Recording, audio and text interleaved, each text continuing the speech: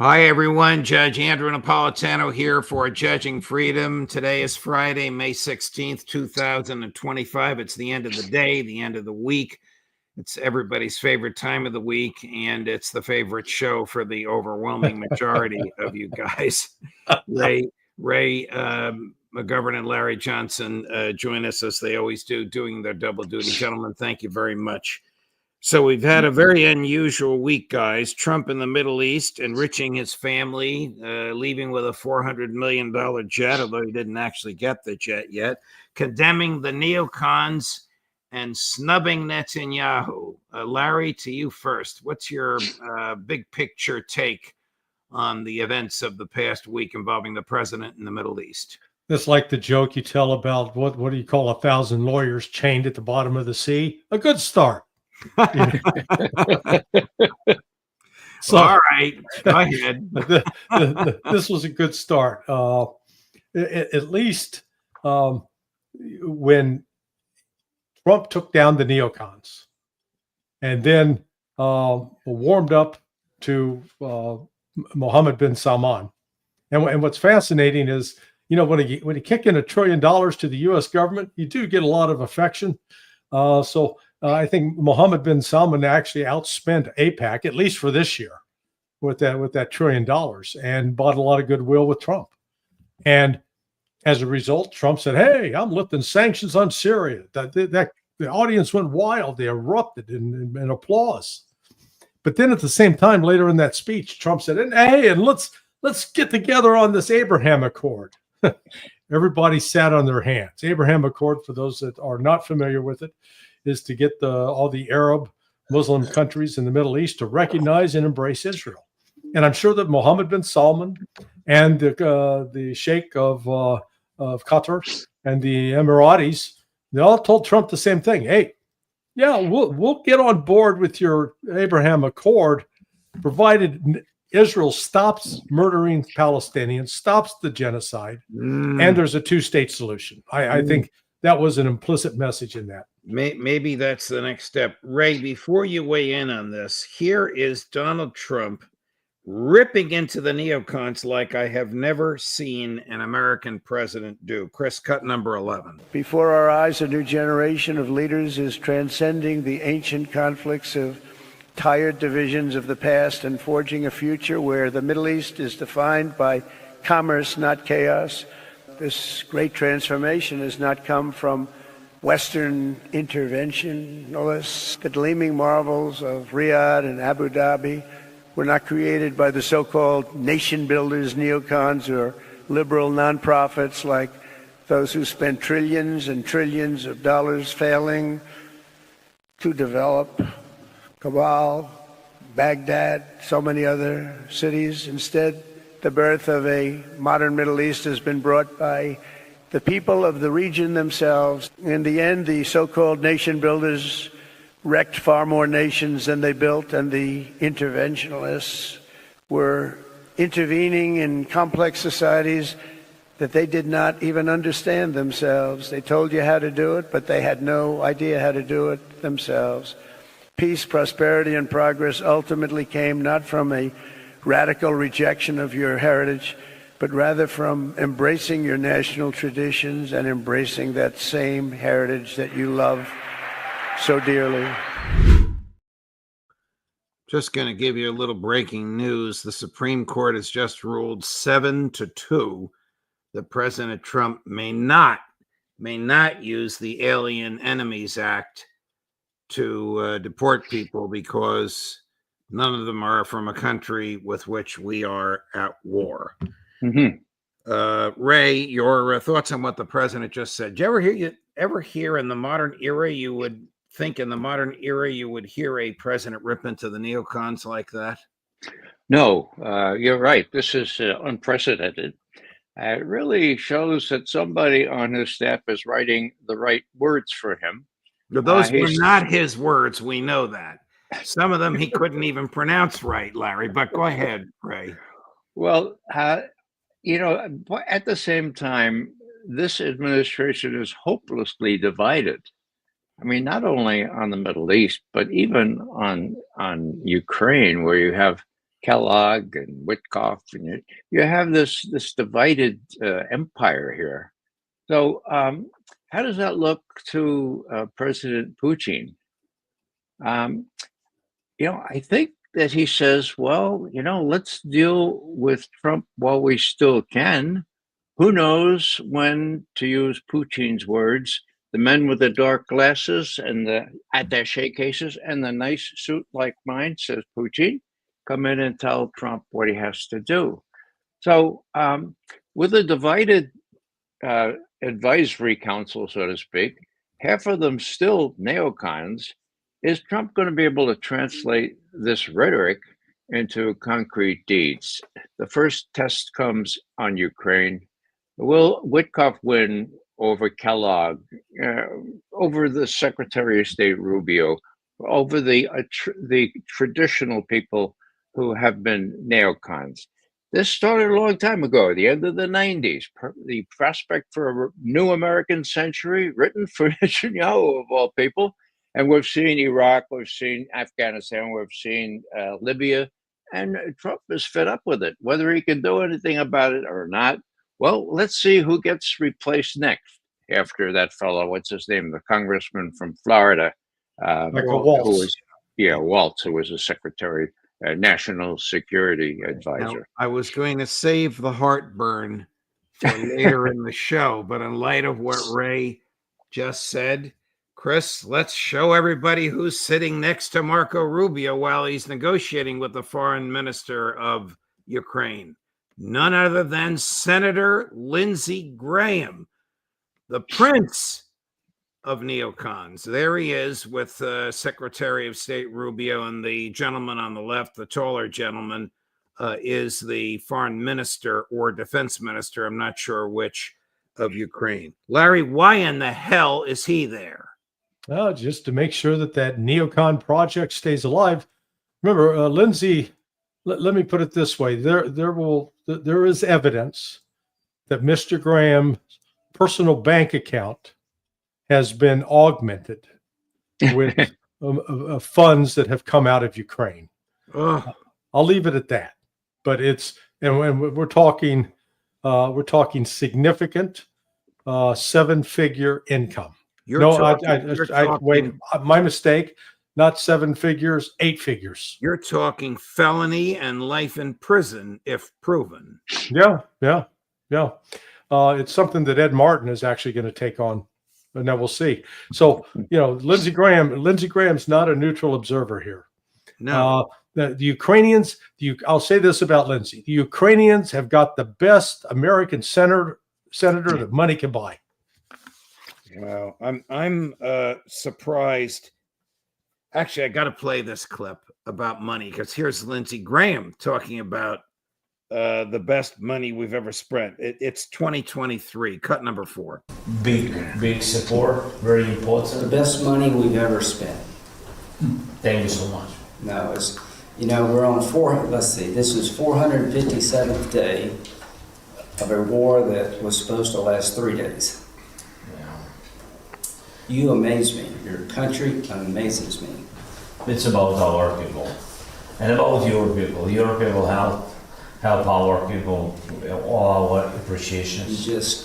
You remind me of our better selves in America. That there was a time in America that we were this way, fighting to the last person. We're going to be free or die. Free or die. Free or die. Now you are free. Yes. And we will be. And the Russians are dying. Wants to play another clip of Lindsey Graham and John McCain, but my stomach is already churning. Why would he be there, Ray McGovern, at the negotiations with Marco Rubio? Trump humiliates Rubio by dispatching Witkoff to do the negotiation. Rubio is the Secretary of State in name only. Why are they forcing this warmonger and, according to Larry, crook onto him? Well, first I have to ask Chris why he put the dunce's cap on him, but I think that was just an arrow to point out to. It's an arrow. There he is. Yeah, it's unreal. Lindsey Graham is famous for bone-crushing sanctions, right? Just 6 days ago, that coalition of the brain dead, Merz from Germany, Macron, Stormer, and Zelensky said, "Look, you don't buy our 30-day ceasefire. There'll be consequences, bone-crushing sanctions," according to Lindsey. So he's there to hold Mario's hand here, and most maliciously here, most consequentially, to give the Ukrainians the idea that they still have really strong people on their side in this court. So they have the Europeans, and they have Lindsey Graham, and they have Kellogg, and maybe they have Rubio. But to give them the idea still after 3 years. One last comment, Graham. Yeah, this is great. 457 days, my God. Hundreds of thousands of young kids been killed in those 457 days, right? And does Graham give a hoot about that? Of course not. Now, he said, we thought it would take 3 days. So did Putin. So did Zelensky. So what's my proof of that?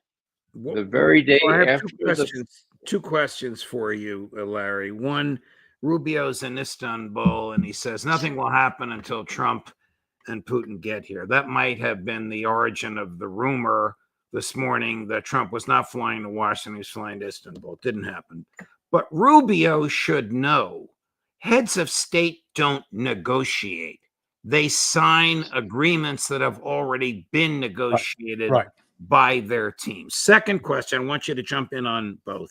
Why the hell are General Kellogg and Sebastian Gorka and those characters still whispering into Trump's ears if he's diminishing and blaming all of our failures since 9/11 on the neocons? Yeah, Trump does not have any consistency in terms of who he surrounds himself with. And once again, what was illustrated in today's talks, the United States doesn't hold any cards. This entire spectacle was designed to try to create a scenario in which Trump's going to be compelled to impose new sanctions on Russia, and Russia doesn't care. If Trump does that, he's going to dramatically erode his credibility with the Russians. The Russians went in today, and boy, they essentially hit the Ukrainians with a bucket of cold water. Medinsky said, "Look, here's the deal. You withdraw all of your forces from Kherson, from Zaporizhia, from Donetsk and Luhansk, and then we can talk about a ceasefire. But until that happens, no, we're not going to talk ceasefire. And if you turn this offer down, we're going to take 4 more. So we'll control 8 oblasts, not just 4." And that's been reported by a couple of different sources that seem to have access. Right. So and Ukrainians, we reject that. Okay, go ahead and reject it. The Russians are moving steadily to the west. They're going to take Dnipropetrovsk, Sumy, Poltava, and Kharkiv. And they'll be up against the east bank of the Dnieper River. And there's not a thing that Ukraine or the NATO can do about it. Because, look, Judge, when all is said and done, the root causes of this conflict is not Ukraine. It's not what Ukraine did to the Russians. It is NATO and the United States. It's what we've done to the Russians. You couldn't be more correct. And yet, General Kellogg again pushes this NATO peacekeepers on the ground. If anything were ever a non-starter, if anything were ever so profound the Russians wouldn't even bother to come to the table, it's that.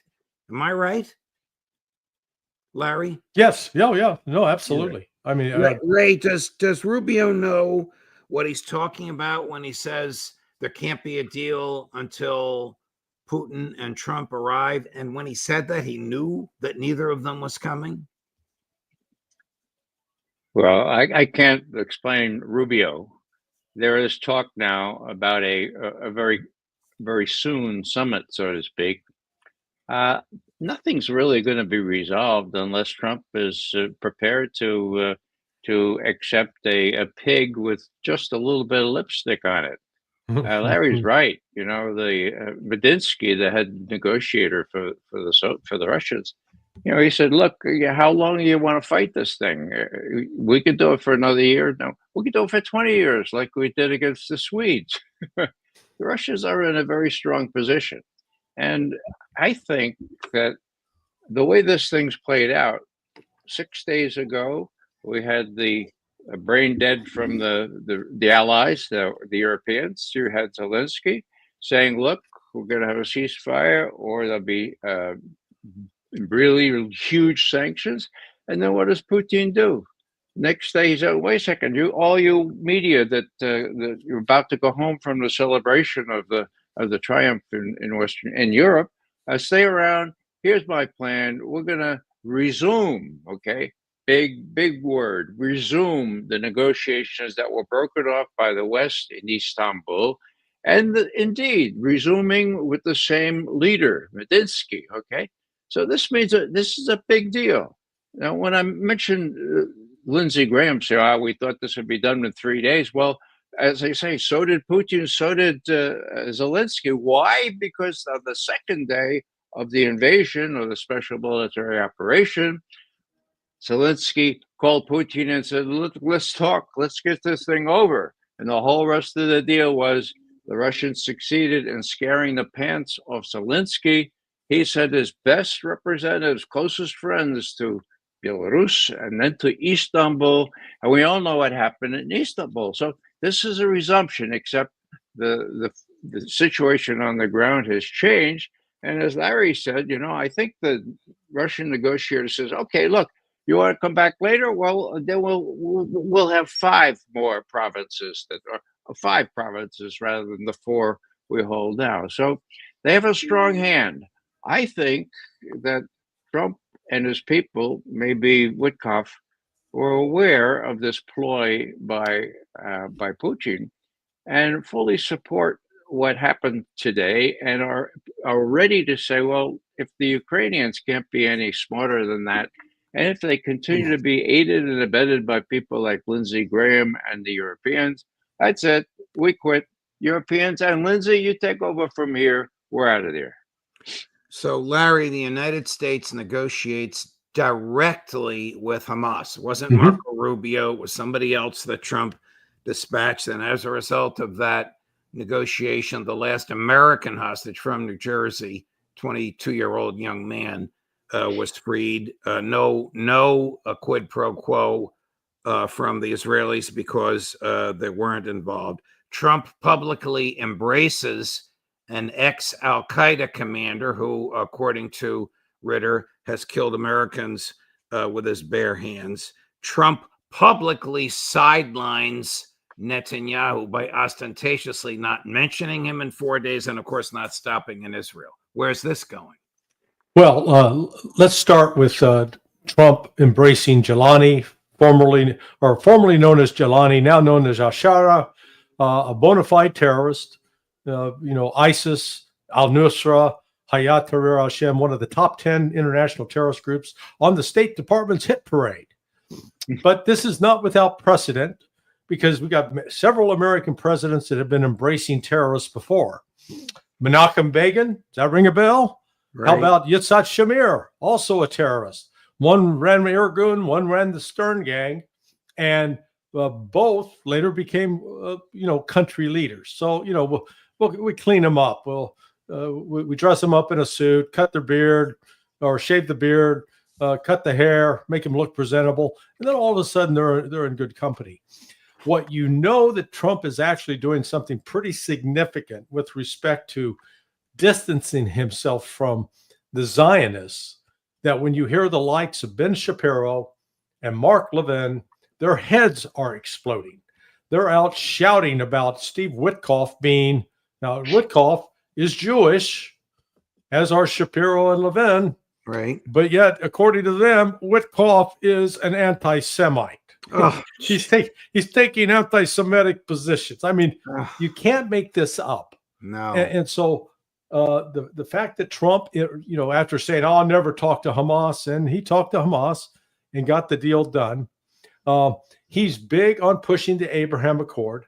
Witkoff was putting out information this morning that they got all these countries, Armenia, Azerbaijan, the Saudis, they're all ready to go with the Abraham Accord. The thing he didn't say, and I guarantee you is in the fine print, they're all on board as long as Israel stops the genocide against the Palestinians and the United States recognizes a Palestinian state.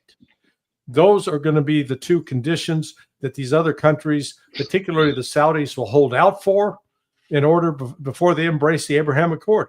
Sure, they'll give Trump his victory to say, "Man, I stopped the war between the Arabs and Muslims and Israel." Yeah, but in the course of that, he may actually end up saving the Palestinians. I'm at least hopeful that that's what's being done behind the scenes. Ray, I want you to comment on a clip that we're now going to run. It begins with the UN High Commissioner on Genocide giving a brief report to the Security Council.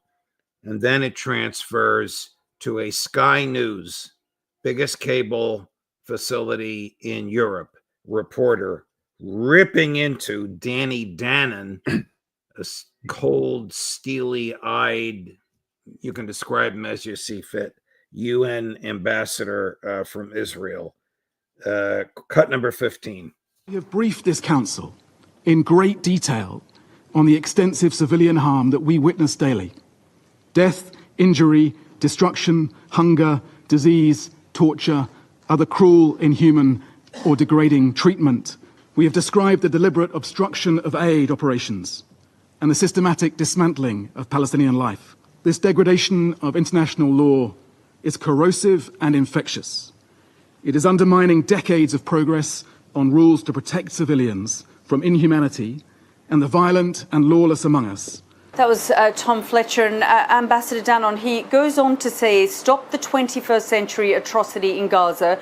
Will you act now decisively to prevent genocide in Gaza and to ensure respect for international humanitarian law? I just want to get your reaction to what Tom Fletcher was saying. We are in this war because of Hamas, period.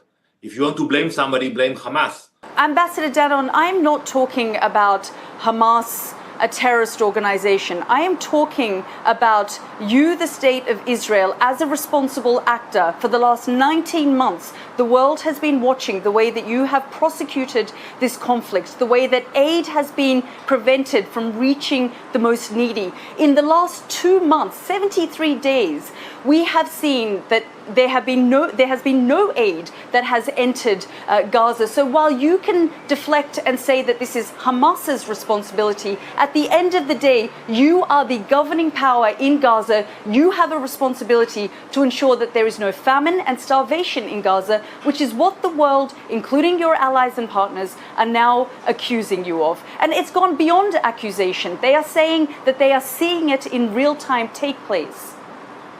So the only starvation in Gaza is the starvation of the hostages. I mean, how do you deal, Ray McGovern, with a mentality, with an inhumane attitude like that? Well, I'm just glad that the interview wasn't in person because I think she was Irish and she would have done him in. Oh, yeah. It really is. When we talk about the Arabs, let's admit that they're cowards.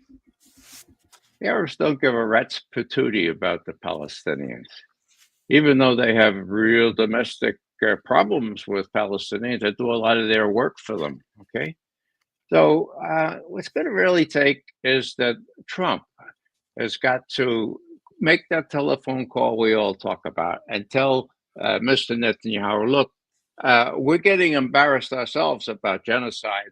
We don't think it's a real neat thing. Even the press in Britain and to some extent in America are talking about genocide now. Sure, CNN and BBC not, but it's coming. We want you to stop. Now, can we as citizens do something about that? Sure, we can. My colleagues in Veterans for Peace are doing a fast before the UN, the U.S. representative, the representation at the UN this coming week. There are lots of stuff we can do, but each of us individually need to do something to stop the genocide. Last thing here, Aaron Bushnell, who was so beside himself about what we were doing, set himself on fire. The last thing he said was, look, we asked him what we would have done during slavery, what we would have done during Jim Crow, and then what would we do during genocide? Well, you're doing it now. You're doing it now, or you're not doing it now. And so that's what we got to do here. The Arabs are a feckless bunch. They're just interested in money. Sorry to say that. And Netanyahu's not going to listen to anyone else but Trump. Maybe the time has come for Trump to make that telephone call.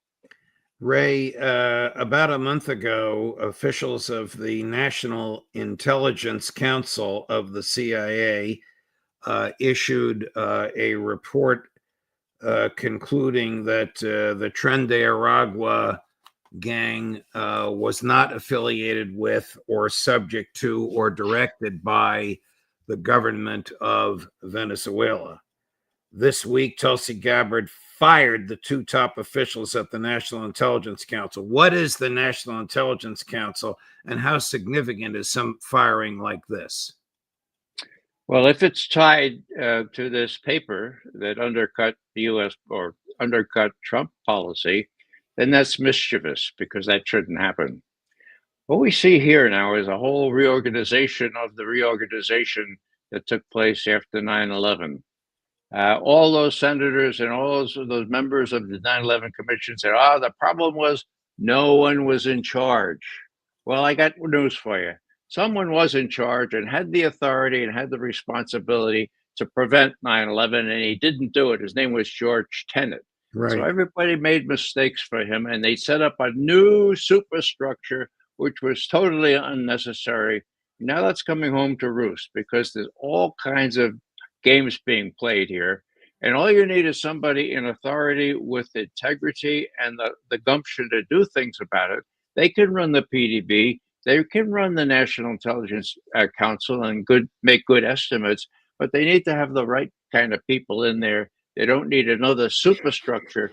But I do have some hope that Tulsi Gabbard, as she is moving the people that do the president's daily brief out of CIA headquarters, I hope she gets somebody with integrity and responsibility and guts to run the PDB, because that's where it hits the road.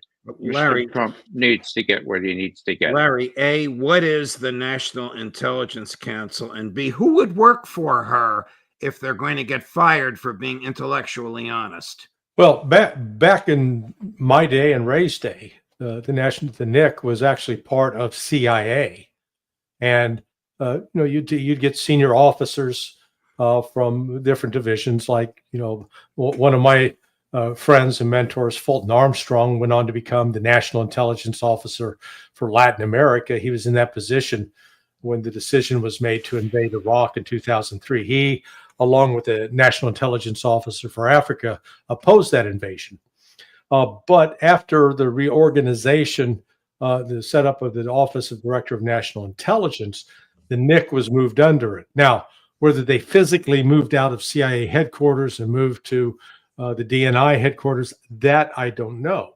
But what the National Intelligence Council is supposed to be is to have, the best Latin American expert, the best Africa expert, the best European expert, best Asian expert, the best Soviet, or then it was then Soviet, now Russian expert, etc.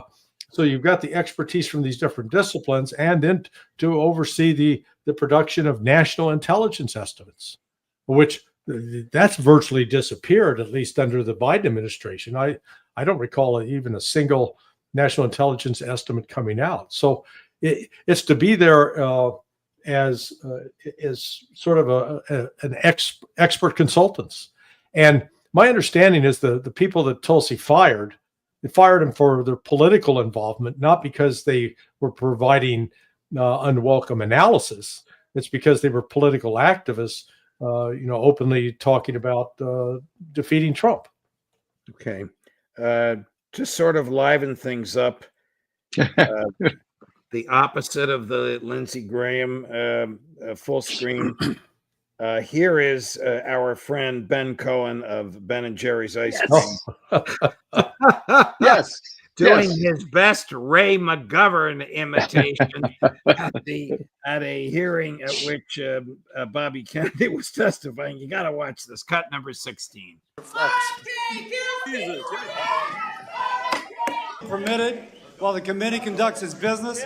Capitol Police are asked to remove the individuals from the hearing room. Move down the hallway. Ben, why are you getting arrested? Move down the hallway. If you stop, you will be arrested. Poor kids in Gaza by buying bombs and pays for it by kicking kids off Medicaid in the U.S. Keep going down. Keep going down the hallway. Ben, how many days have they been starving in Gaza? What has it been? 75 days by now. Stop. Anthony, I need my shoe. Our program. Down in the hall right now. Let's go. Everybody. I'm saying, everybody. Stop business. Pick it up. Stop business. Pick it up. Ben, what are you calling for the Congress and senators to do for Gaza? Congress and the senators need to ease the siege. They need to let food into Gaza. They need to let food to starving kids. What did you say in there, man? I said that Congress is paying to bomb poor kids in Gaza and paying for it by kicking poor kids off Medicaid in the U.S. Don't let them any closer. Back. Stop. Everybody. Stop. Everybody stop. See, Ray, when they arrested you, you didn't have your own PR set up ready to go in the hallway. No, I barely got to say a word. But there should be free ice cream after every event like that.